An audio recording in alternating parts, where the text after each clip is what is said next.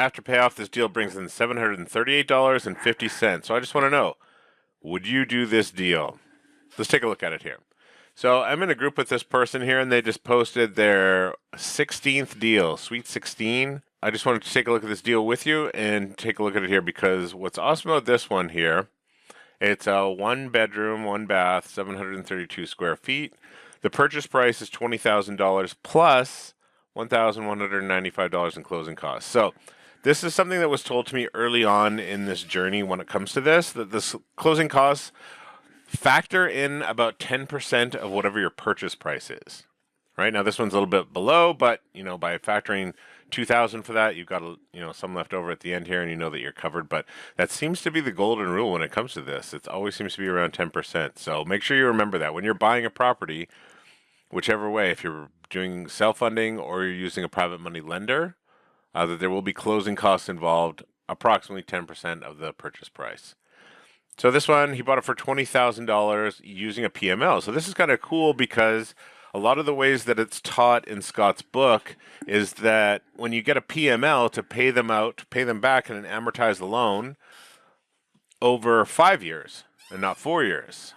So this one here, because he's cutting it back by a year, his payment is going to be a little bit higher. If he would have done, let's just take a look here real quick with a calculator.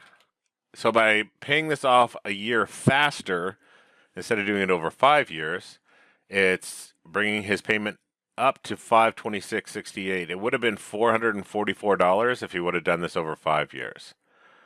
Right? So the slow flip numbers, the initial payment on this one is this means what the person who's buying it, his tenant buyer, paid $1,500 down, $795 a month they've agreed to, and they're going to be paying $69,000 total for this. Now, the interest rate that they're paying on this, because this deal is going to be for 25 to 30 years, so that is an awesome deal. 32 days on the market that it's at, so that's not too bad. Some, it varies with slow flips. I've seen ones that fill within the same day, within 24 hours, within over a weekend, in a week, in 2 weeks, in 32 days, in 2 months.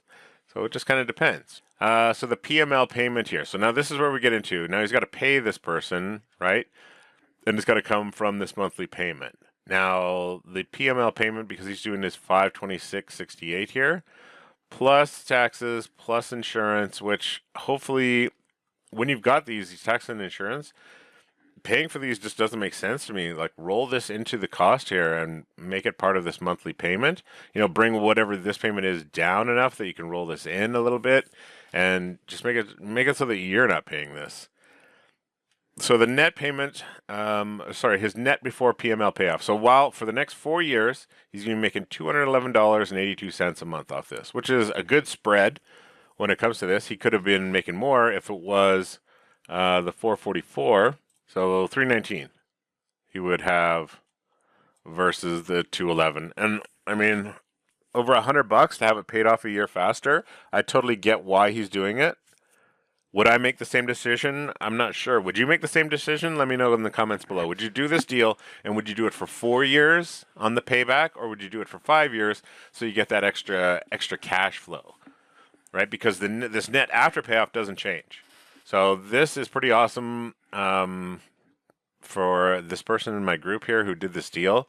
And yeah, let me know in the comments below. Would you go 4 years or 5 years on your payback for this deal here? Thanks for watching this. I'll see you in the next video.